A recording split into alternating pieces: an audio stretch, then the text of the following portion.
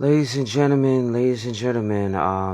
another episode of Stay Live Forever podcast. This is your boy, Tay Riso, Johnny Huns. How's everybody doing today? Like I said, I know it's a little late, but what I'm saying, I wanted to do a quick run through of what's been happening lately. By the way, but those are my subscribers and the new. Have a I know that Happy New Year to everyone. Like I said, I know last year was a messed up year, but hopefully we can make it through this year as well. We can make it through this year. Today I just want to talk. Today's topic is a MLK special.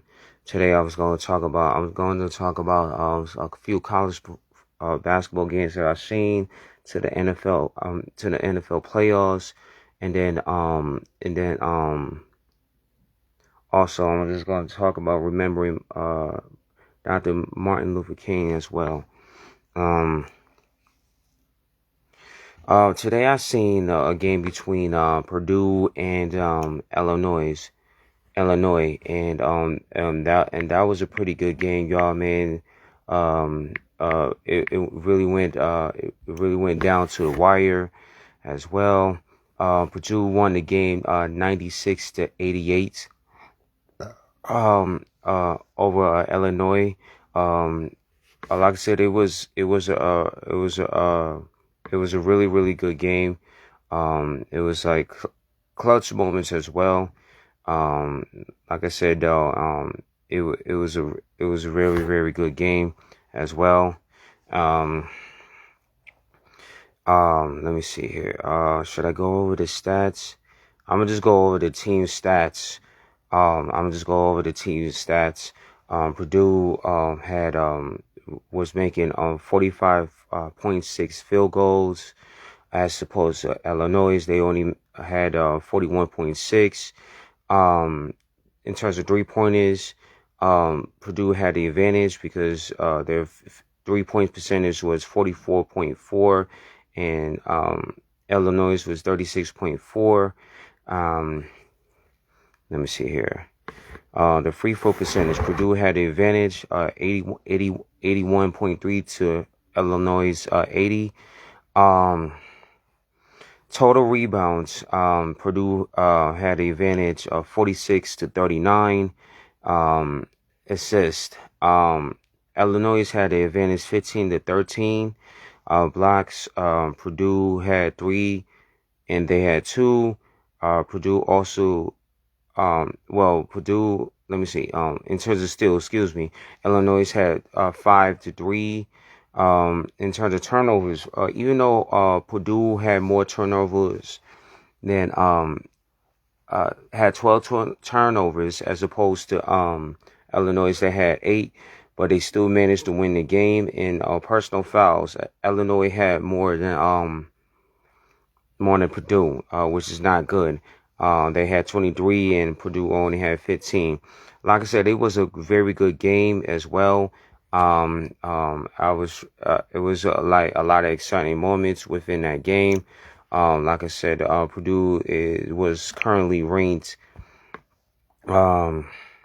number 4 in the country, and Illinois was ranked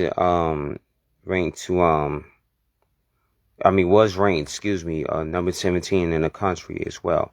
They had a double header as well. Fox had another double header as well. It was Notre Dame versus Howard University. Yes, Howard University. And I'm gonna go over the stats for that as well. I like the fact that before I get into the stats, I like the fact that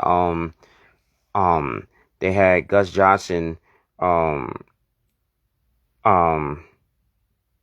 go over like the legendary people that went to Howard University as well as himself. I like the fact that finally Howard gets to be on the national stage. It's about time. It really is about time. Just to honor. I know they do it because just to honor Martin Luther King, but it's about time that these that HBCUs get to be on the national stage. It's really is about time. It really is about time, and they need to continue. They need to go ahead and continue that. They need to continue that. Start featuring historic Black colleges and universities to the national stage. When it comes to the sports, I think that needs to happen as well. I think just not just for I mean for the HBCUs. But let me go over the stats.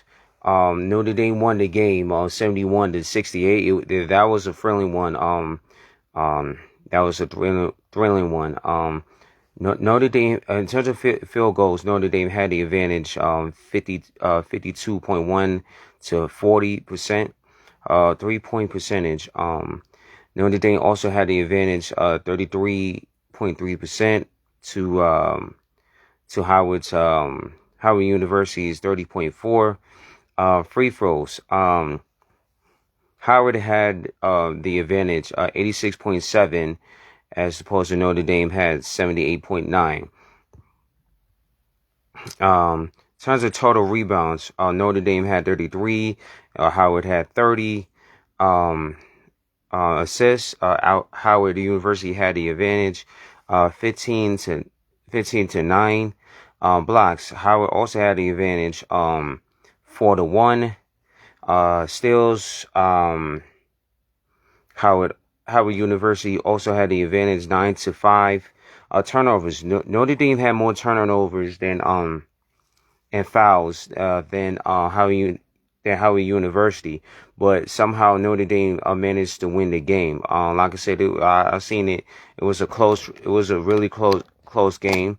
You had to give it up to Howard University. They went out, they played all out. Like I said, it was a close game.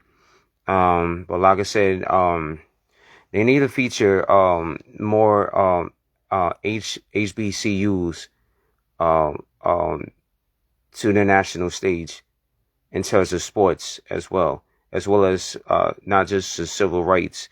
Not just I mean, as opposed, they need to start featuring schools from the for the HSBCUs more to the national stage. That's my opinion on that. Now, let's talk about the NFL playoffs, y'all. Let's talk about the NFL playoffs. I've been watching these matchups. I just got done watching the Cardinals versus the Rams. I know the Rams dominated in total fashion. I think, let me see here.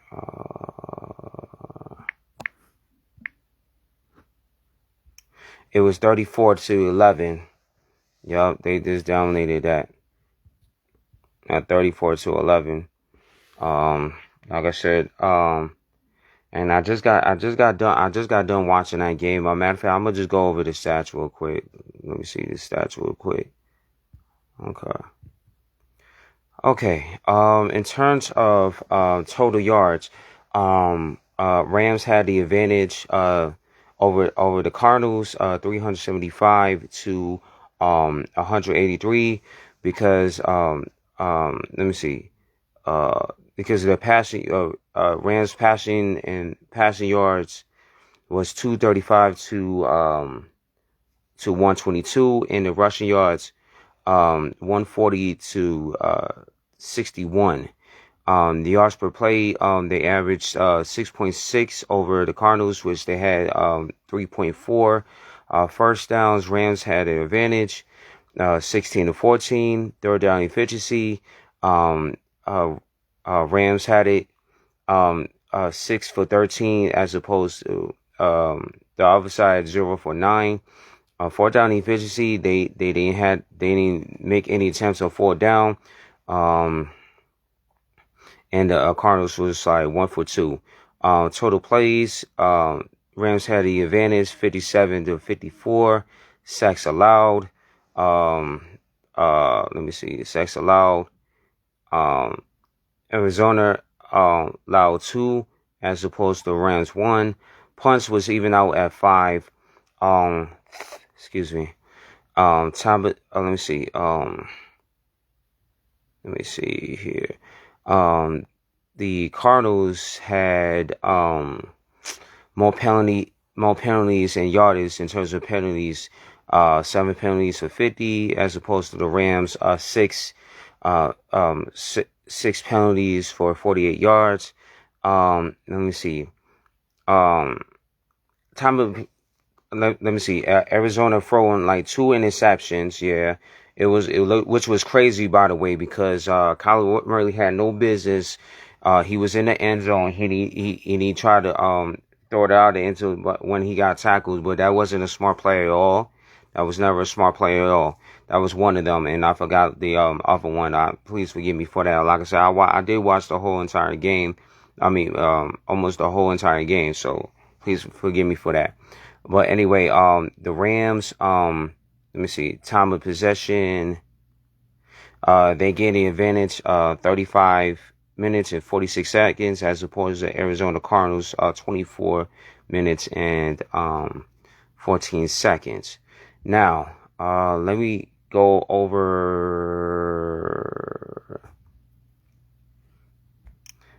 the remaining NFL schedule for y'all, man. Let me go over the remaining schedule. Okay, let me see here. Let me see here. Okay. All right. For the AFC, it's going to be the Bengals versus Titans. Also, it's going to be then it's going to be on okay, the Bengals versus Titans. The Bengals, excuse me, versus the Titans. Is going to be on Saturday. This coming Saturday, around 4:30 p.m. And the 49ers play the Packers. Also, that's going to be the late game on Saturday, this coming Saturday as well. It's going to be at around 8:15. Just check your local listings for all the games. Now the Rams, they face the Buccaneers. They're going to face them Sunday, around 3:00 p.m. on this coming Sunday, and the Bills is going to face the Chiefs also on Sunday, 6:30. Like I said, who do you think will win that game as well? Who do you think will win that game as well? These are more intriguing matchups. Like I said though, man, this is stay tuned. Check your local listings and whatnot. Check your local listings. Now, the last thing before I get up out of here, I wanted to remember the way I remember Martin Luther King. I do remember his "I Have a Dream" speech. And it said something like all men are created equal, and then what I remember his legacy to be is all men should be created equal. All men should he was all men should all men and women should live amongst peace among each other. He represented love. He represented making peace. He was he's the ultimate he was the ultimate peacemaker. That's why I remember him for his integrity. I remember him for his courage, and we should all learn from and he set the future for Black people as well. That's why I'll always respect and honor Dr. Martin Luther King Jr. Once again, I respect for the fact that he was courageous. He had an integrity, and he fought for not just for us Black people, but for those who've been in bondage for so long. And when he said we shall overcome, and thank you. And I thank him for paving the way for me to remember that to always have integrity, always try to make peace among people, and to be brave, and to stand up for what you believe in, and to follow your dreams as well. Follow your dreams as well. He had a dream, and we should follow his dream as well. And we should always strive to be better. Believe in your dreams, and believe that you can make a difference. And that's all, ladies and gentlemen. Like I said though, man, until the next time, y'all, let's really remember that let's remember Dr. Martin Luther King for his excellence, and for this excellence as well. All right, until the next time, y'all. Peace. And one love.